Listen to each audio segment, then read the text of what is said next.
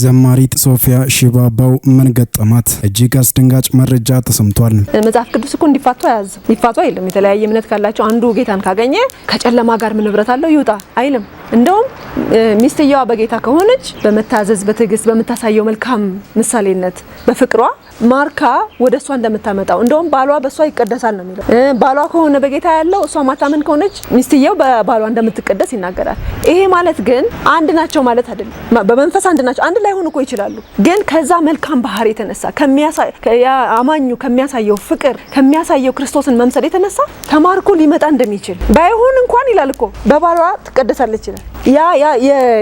ያለው ይሄ ከክርስቶስ ጋር ያለው ኪዳን ኢቭን ለዛ ሰው ከለላ እንደሚሆንለት ለዛ ሰው ብለሲንግ እንደሆነለት ይናገራል እንጂ ጨርግዳ ታስወጣው ከቤት ወይ ደግሞ ምናምን አይልም እኮ መጽሐፍ ቅዱስ። ወዳጆቼ ስትል መልእክቷን ማስተላለፍ የጀመረችው ዘማሪት ሶፊያ ሽባባው ወዳጆቼ ከሶሻል ሚዲያ ዘወር በማለቴ አንዳንድ ሚዲያዎች በመጽፉት መላምት ለምን ጠፋች በማለት የተጨነቁ ወገኖቼ ስልክ እየደወሉ ደህንነትን እየጠየቁኝ በመሆኑ ፍጹም ደህና እንደሆንኩና ከሚዲያ የጠፋሁት ለራሴ ጊዜ ለመውሰድና በግል ጉዳዮቼ ላይ ለማተኮር እንድረዳኝ ነውና የምትወዱኝ የኔን ደህንነት የምትወዱ ወዳጆቼ ሁሉ ከሶሻል ሚዲያ የተገለልኩት በሰላም መሆኑን ማሳወቅ እወዳለሁ ስትል ነው ዘማሪት ሶፊያ ሽባባው መልእክቷን ያስተላለፈችው። አሁን ነው ለካውንስሉ በቀበሌ ታጣቂ ታጅቦ ገባ። ጆይጭሮ በቀበሌ ታጣቂ በጥበቃ ጓዶችና በቀበሌ አስከባሪዎች ታጅቦ ሻኪሶ ከተማ ገብቷል። እውነታው እዚህ ጋር ነው። እንግዲህ የካውንስሉ የውሳኔውን ሐሳብ አፈጻጸሙን በጥሩ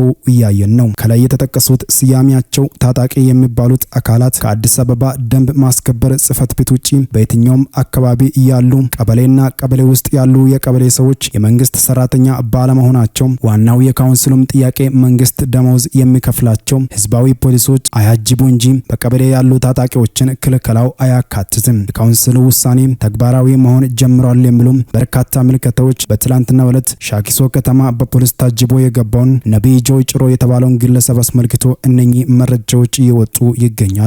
በካውንስሉ ጽፈት ቤትና በክራይስት አርሚ ኢንተርናሽናል ቸርች መሃል ስለተከሰተው አለመግባባት እኛ የህብረቱ መሪዎች ችግሩ እንዲወገድ ስለምንፈልግ ይቅርታ እንጠይቃለን የሚል መረጃም ወጥቷል። የኢትዮጵያ ፔንቴኮስታል አብያተ ክርስቲያናት ህብረት በካውንስሉ ጽፈት ቤትና በክራይስት አርሚ ኢንተርናሽናል ቸርች መሃል ስለተከሰተው አለመግባባት እኛ የህብረቱ መሪዎች ችግሩ እንዲወገድ ስለምንፈልግ ይቅርታ እንጠይቃለን። ከሁሉ አስቀድመን የማክበር ሰላምታ ያቀረብን ጥያቄያችንን እንደሚከተለው እናቀርባለን። አሁን ያለነው በደርግ አስተዳደር ጊዜ አይደለም። ሙሉ ለሙሉ የሃይማኖት ነጻነት አለን። ይህን ያደረገ እግዚአብሔር ነው፣ ምስጋና ይገባዋል። እኛ የፔንቴኮስታል ህብረት አባላት ከሌሎቹ ጋር እናንተን መሪዎችን እንድትመሩን፣ እንድታስተምሩን፣ እንድትመክሩን መከራ ሲደርስብን ጥላ እንድትሆኑን ነው የመረጥናቸው። ብዙ ጊዜ የምናዝንበት ጉዳይ ለምን በጥላቻ እንደምንታይ ነው። አብረን አይደል እንደ የካውንስሉን ጽፈት ቤት ያቋቋም ነው። ዋናው ጥያቄያችን በምክር በመነጋገር ልስተካከል የሚችለው ነው ሳለ ለዓለም ሁሉ ተጋለጥን። የጌታም ስራ እንዲጎዳና የስራውንም ባለቤት እግዚአብሔርን አሳዘን ነው። ካውንስሉ የተቋቋመበት ዋና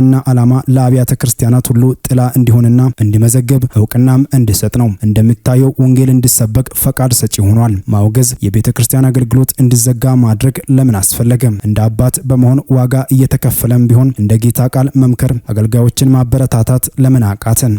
ከዚህም በሚደርሰው ችግር በየጊዜው እየተጎዳ ያለው የጌታ ስራ ነው። አሁን ጥያቄያችን እኛ የህብረቱ መሪዎች የካውንስሉን መሪዎች ቀርበን እንደ እግዚአብሔር መንግስት ሰራተኞች በአካል በካውንስሉና በክራይስት አርሚ ኢንተርናሽናል ቸርችና በሌሎቹ መሃል ስላለው ችግር ቀርበን መነጋገርና ችግሩን መፍታት እንፈልጋለን የሚሉም መረጃዎች በክራይስት አርሚ ቸርችና በካውንስሉ መካከል የተፈጠረውን ውዝግብ አስመልክቶ እንዲህ ያሉ መረጃዎችም እየወጡ ይገኛሉ። ቤተክርስቲያን እኮ ሲጀመር ለኃጢአተኞች ነው እዚህ ምድር ላይ ያለችው።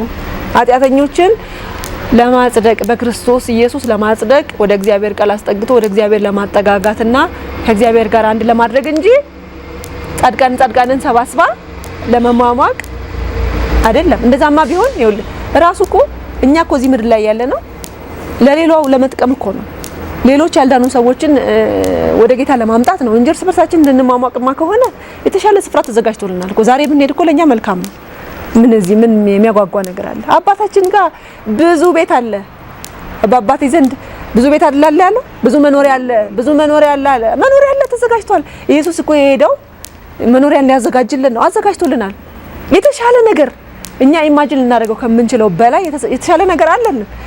እዚህ ቆየ ነው ግን ለሌሎች ሰዎች ድነት ምክንያት እንድንሆን ሌሎችን ሰዎች እንድንፈርድባቸው ሳይሆን በፍቅር አስጠግተን ወደ አባታቸው እንድናቀርባቸው እንጂ ቆራጭ ፈላጭና እንትን ምንድነው ፈራጅና እንትን እንድንሆን አይደለምና ቤተክርስቲያን ሁሉንም አይነት ሰው መሰብሰብ አለባት።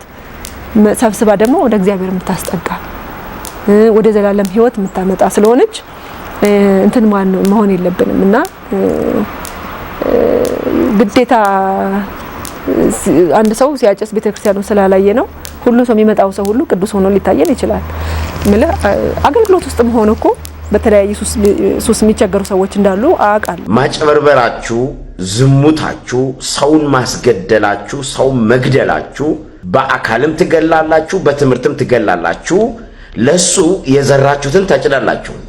እኔ ያለባችሁ ለእያንዳንዳችሁ ከትልልቅ ፈመስነኝ ከምትባል ሐዋርያምና ነብይ ምናምን የፈለከውን ዶክመንት ማውጣት ይችላል ፐርሰናል ህይወታችሁን በተመለከተ ማለት ነው። እሱ ግን እኔን አይመለከተኝም። እኔ እያልኩ ያለሁት በደንብ እንደገና ደግሜ ልንገራችሁ፣ አትሳደቡ።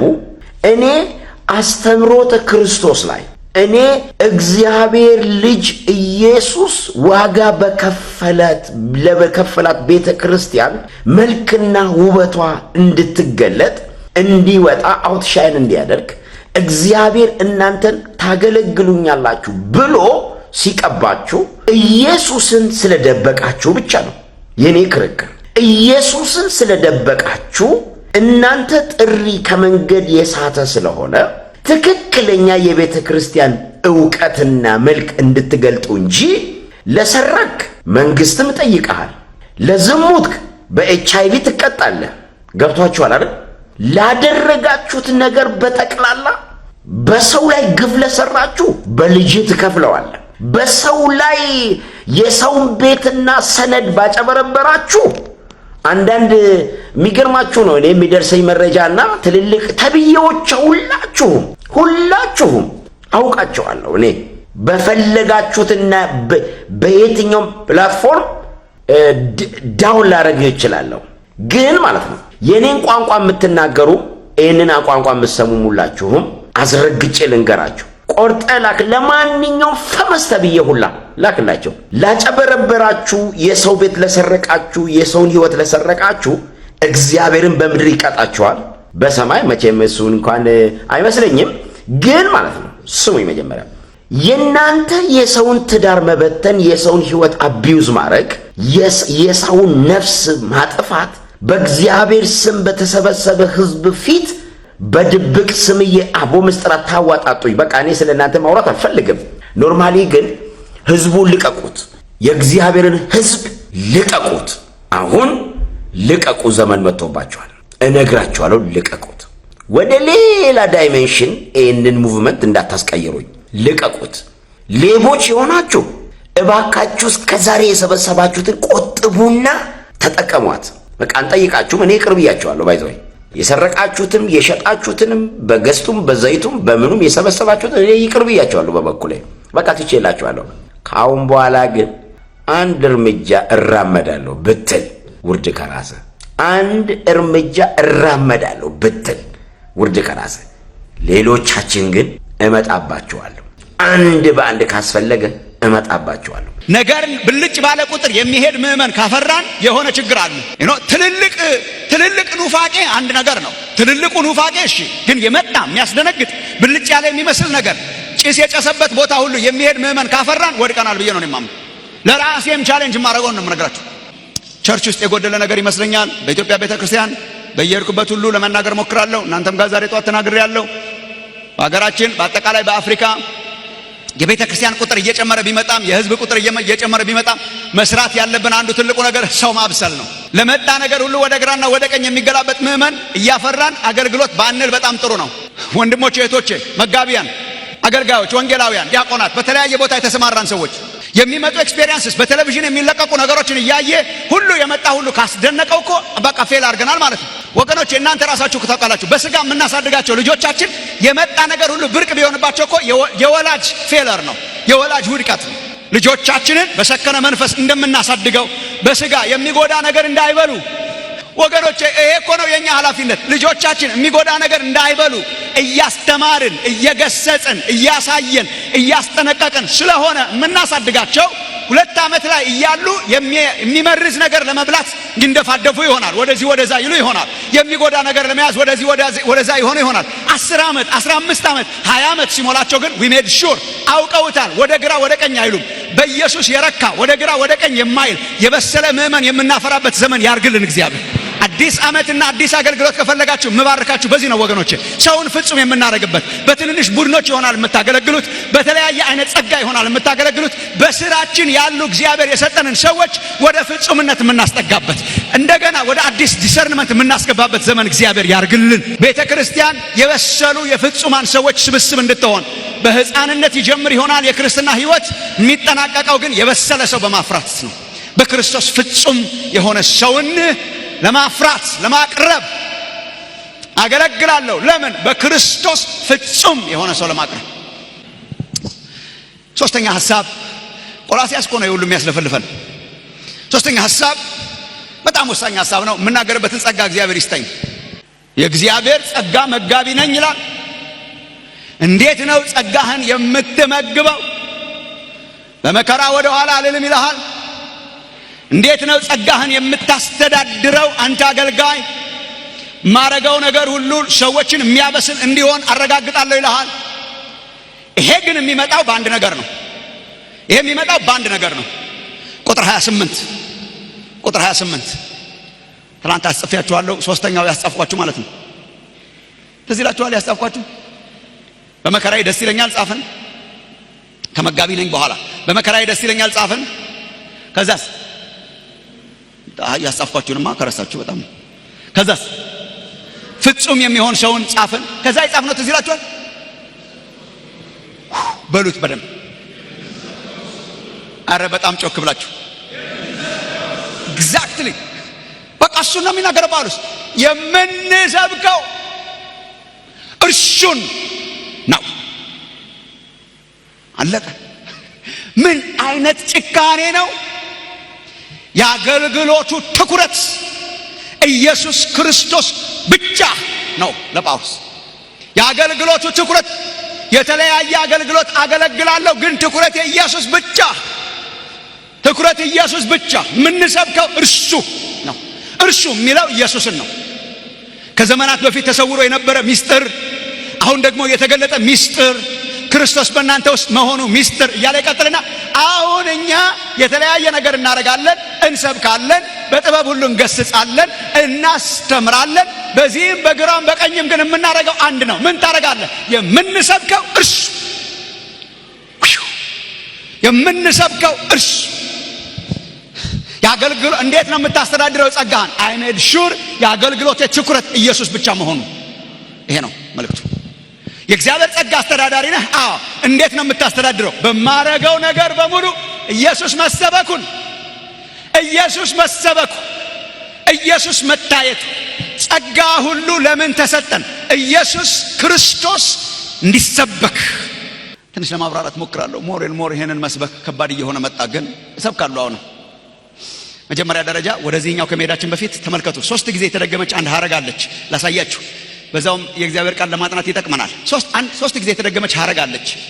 አይታችኋት እንደሆነ እኛም ቁጥር 28 እኛም በክርስቶስ ፍጹም የሚሆንን ሰውን ሁሉ አገኛችኋት?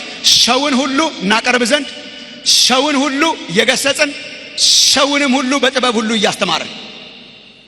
አገኛችኋት? 3 ጊዜ ምን የምትል ቃል ናት? ሰውን ሁሉ ሰውን ሁሉ ሰውን ሁሉ ቬሪ ኢንቴንሽናል። ሰውን ሁሉ ሰውን ሁሉ ሰውን ሁሉ። ስሙኝ ወገኖቼ በደንብ አድርጋችሁ ልብ አድርጋችሁ። እግዚአብሔር ቤተክርስቲያንን ይታደጋል ብዬ አምናለሁ። የቤተክርስቲያን የአገልግሎት ድንበር የለውም። ጂኦግራፊክ ድንበር የለውም። ሰው ሁሉ ሰው ሁሉ ሰው ሁሉ ሰው ሁሉ። ይሄ እኮ ወደ ክርስቶስ ከመንደርደሬ በፊት ነው። የቤተክርስቲያን የአገልግሎቷ መስክ ሰው ሁሉ ነው። ጳውሎስ ማን ነው ኦዲየንስ? ሰው ሁሉ፣ ሰዎችን ሁሉ። ድንበር የላትም ቸርች። የቤተክርስቲያን ቴሪቶሪ፣ የቤተክርስቲያን የአገልግሎት ቴሪቶሪ ድንበር የለውም። ሰዎችን ሁሉ። የምትሰብከው ማን ነው? ሰዎችን ሁሉ። ፍጹም ለማድረግ የምትጥረው ማን ነው? ሰዎችን ሁሉ። ወንጌልን የምትሰብከው ክርስቶስን የምትሰብከው ለማን ነው? ሰዎችን ሁሉ። የሰዎች ሁሉ ናት ቤተክርስቲያን። የመማፀኛ ከተማ ናት ቤተክርስቲያን። ሰው ያለ ቀለሙ ያለ ቋንቋው ያለ ባህሉ የሚገባባት ናት። ኢየሱስን የጠራ ሁሉ ወንድማችን እህታችን የሚሆንባት ናት። መስካችን ሰው ሁሉ ነው። የመጣ ነገር ሁሉ እኛን ድንበር አያበጅልንም። ኦልሬዲ ድንበር ሰጥቶናል። ምን ብሎ እንግዲህ ወደ ዓለም ሁሉ ሂዱ፣ ወደ ዓለም ሁሉ ሂዱ፣ ፍጥረትን ወንጌልን ለፍጥረት ሁሉ ስበኩ። የቤተ ክርስቲያን ድንበር ምን ይባላል? ፍጥረት ሁሉ። የቤተ ክርስቲያን ድንበር ምን ይባላል? የአገልግሎት ሰዎችን ሁሉ። ይሄ ብዙ አልቆይበትም ስላላሰብኩት፣ ግን ለትሚቴሌ ወንድሞች ናቶች ክርስትናችን እየተፈተነ ያለበት ዘመን ነው። ቤተ ክርስቲያን የቋንቋ አይደለችም፣ የባህል አይደለችም፣ የዘር አይደለችም። ቤተ ክርስቲያን የክላስ አይደለችም፣ የሀብታሞች አይደለችም፣ የድሆች ብቻም አይደለችም። ቤተ ክርስቲያን የተማሩ ሰዎች አይደለችም፣ ያልተማሩ ሰዎች አይደለችም። ሰው ሁሉ የምንሰብከው ለሰው ሁሉ፣ የተማረ ያልተማረ፣ ሀብታም ድሃ፣ ሰው ሁሉ። እግዚአብሔር ይርዳን። ሰዎች ሁሉ ኦዲየንሳችን ሰው ሁሉ። ይሄ እኔ ጳውሎስ እንደዚህ ሰው ሁሉ የሚልበት አንዱ ምክንያት እንደው የሰው ሁሉ ምጥ አድርጎ እግዚአብሔር ወልዶ የሰጠው ሐዋርያ ይመስለኛል። የማይመርጥ አይሁዳዊ ነው ግን የማይመርጥ። ያን ጊዜ የነበሩ ክርስቲያኖች የሚቸገሩበት አንዱ ነገር ከድንበራቸውና ከባህላቸውና ከሃይማኖታቸው ውጪ ኢየሱስን ለማሳየት ትግል የነበረባቸው ነበሩ። በጣም ትግል የነበረባቸው ወንጌልን ኦልሞስት የራሳቸው ብቻ ያረጉ፣ የአይሁድ ብቻ ያረጉ። መጀመሪያ ላይ ኢየሩሳሌም ከተማ ላይ ሪቫይቫል ፈነዳ። ታውቃላችሁ እናንተ ሐዋርያት ሥራ ምዕራፍ 2 ላይ በበዓለ 50 ቀን መንፈስ ቅዱስ ወረደ፣ ቤተክርስቲያን ተመሰረተች፣ 3000 የሚያክሉ ሰዎች ዳኑ። እሱ አስቀድሞ ነግሯቸው ነበር ኢየሱስ መንፈስ ቅዱስ በእናንተ ላይ በወረደ ጊዜ። ምክንያቱም እስራኤል አበዙ። ያን ሰሞን ከሞትም ተነሳ። እሱ የተለየ ሰው ነው፣ እሄዳለሁ ይላል። እርግጥ አስደናቂ መሲህ ነው። ሞትን አሸንፎ ተነስቷል። ዳብሰው አይተውታል። የሞተው ተነስቷል እና ከዚህ በኋላ አስደናቂ ነገር እንደሚያደርግ እርግጠኛ ናቸው። ግን ሳምሃው የእግዚአብሔርን አሰራር ከእስራኤል ጋር ብቻ አቆራኝተው ነበር እና ታስታውሳላችሁ ያሉትን መንግስትን ለእስራኤል ልትመልስ ነው ወይ አሉት። ለእስራኤል መንግስትን የምትመልስበት ጊዜ ደርሷል። ፖለቲካል ነበር አንደርስታንዲንጋቸው። ስሙኝ ወንድሞቼ ናቶቼ፣ ፖለቲካል ነበር አንደርስታንዲንጋቸው።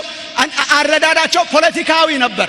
ሮማን ገርስሶ የሮማን አስተዳደር ገርስሶ እንደገና የእስራኤል ተረኛ እስራኤል እንዲያስነሳ ፖለቲካል አንደርስታንዲንግ ነበራቸው። የእግዚአብሔር መንግስት አረዳዳቸው ጂኦግራፊክና ፖለቲካል ብቻ ነበር፣ መንፈሳዊ አልነበረም። እንደ ብዙ ሰዎች እንደ ዘመኑ ሰዎች ፖለቲካዊ ጂኦግራፊያዊ ነበሩ፣ ፊዚካል ብቻ ነበሩ። እና ኢየሱስ አስተካከለ። ኖ እሱ አይደለም የኔ መንግስት አለ። እሱ የእግዚአብሔር አብ ስራ ነው። ተረኛን ማስጠበቅ፣ ወደ ላይ ወደ ታች ማውጣት የእግዚአብሔር ስራ ነው። የእናንተ ስራ አንድ ብቻ ነው አለ። ምን? መንፈስ ቅዱስ በእናንተ ላይ ይወርዳል በቅርብ። መንፈስ ቅዱስ በእናንተ ላይ በወረደ ጊዜ ምስክሮቼ ትሆናላችሁ። የት? በኢየሩሳሌም፣ በይሁዳ፣ በሰማርያ እስከ ምድር ዳርቻ ድረስ